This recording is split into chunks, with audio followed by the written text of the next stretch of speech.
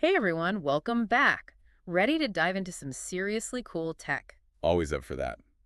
What are we looking at today? Well, you know that article you sent over, the one about all those future tech advancements? Yeah, the one that felt like reading a sci-fi novel. Exactly. We had to unpack that. Some of this stuff already exists, which just seems wild. It really does feel like we're living in the future sometimes, doesn't it? Totally. Okay, so to kick things off, digital twins.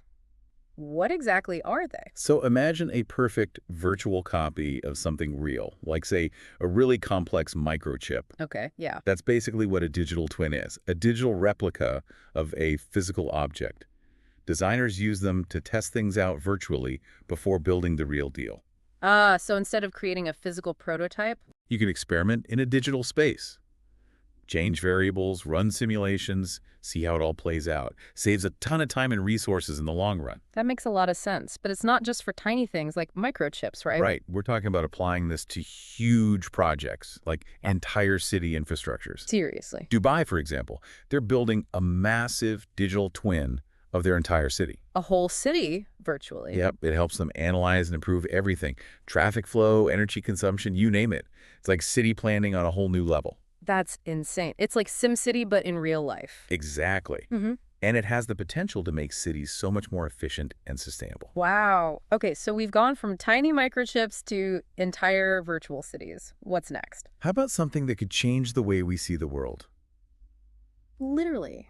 Okay, you're talking about artificial vision, right? I read about that blind man who regained his sight. That was incredible. It really is remarkable. They implanted an artificial cornea that integrated with his body, allowing him to see again. That's amazing. That must have been life-changing for him. Absolutely.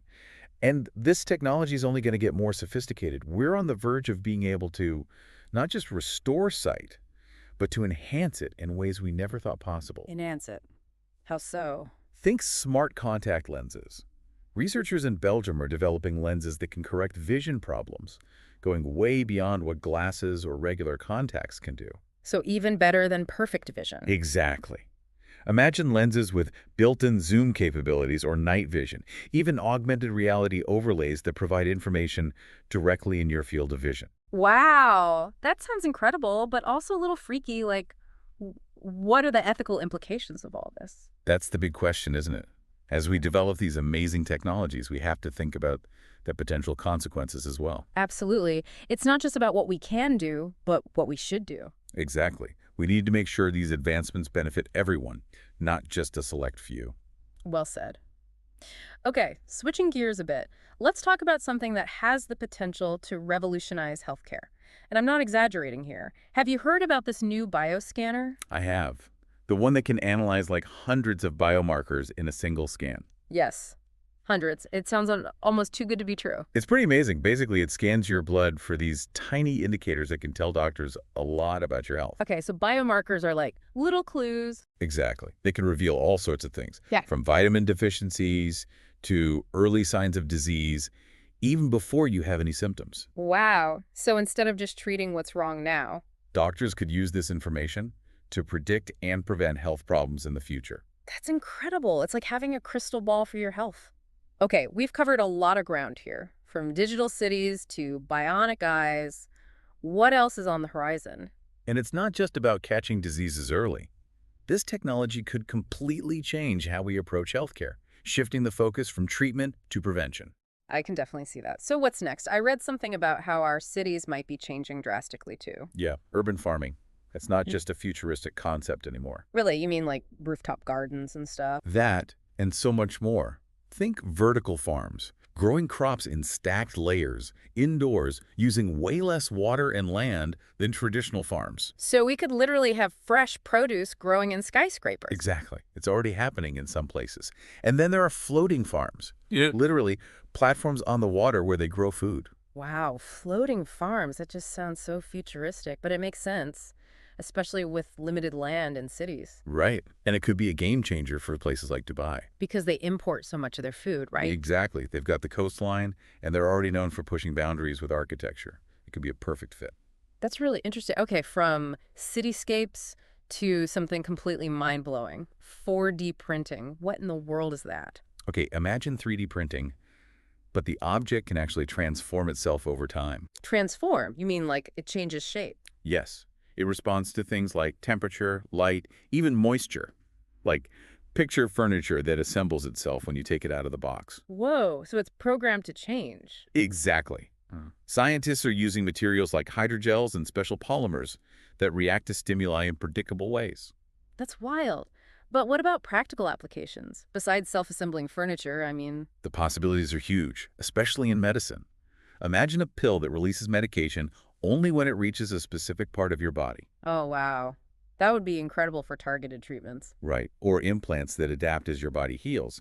We're just scratching the surface of what 4D printing might be able to do. It's like something out of a science fiction movie, but it's real. I know, right? And speaking of things that sound made up but aren't, have you heard about the development of personal clean air zones? You mean like a bubble of clean air that follows you around? Basically, it's a wearable device, like a scarf or a collar, with fans and filters that clean and purify the air around your head. Seriously, that sounds amazing, especially with air pollution getting worse in so many places. It could be a game changer, especially for people with respiratory problems. And it's not just about reacting to bad air, it's about proactively protecting your health. I love that. Okay, one last thing we have to talk about. This one totally blew my mind when I read about it. Drones that fight fires with sound waves. Sounds crazy, right? But it actually works. So how did they do it? They emit these really focused sound waves that essentially cut off the oxygen supply to the fire. And without oxygen. It can't burn. That's genius.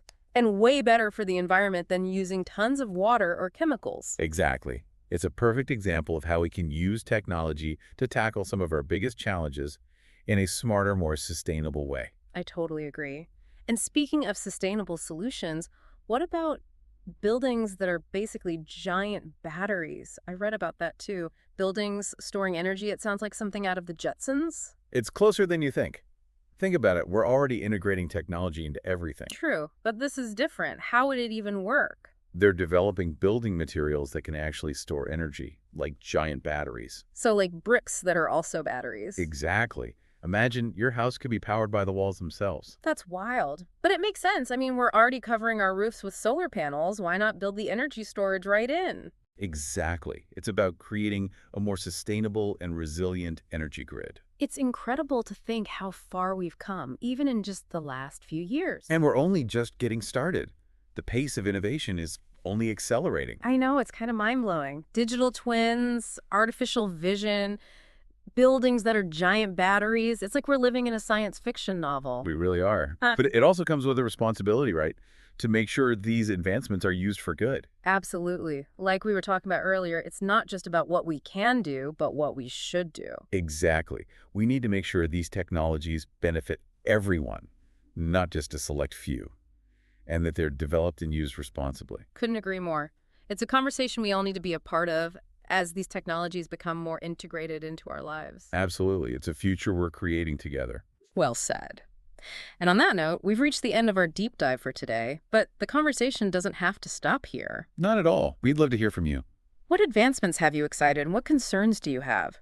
Head over to our website and share your thoughts. And until next time, stay curious.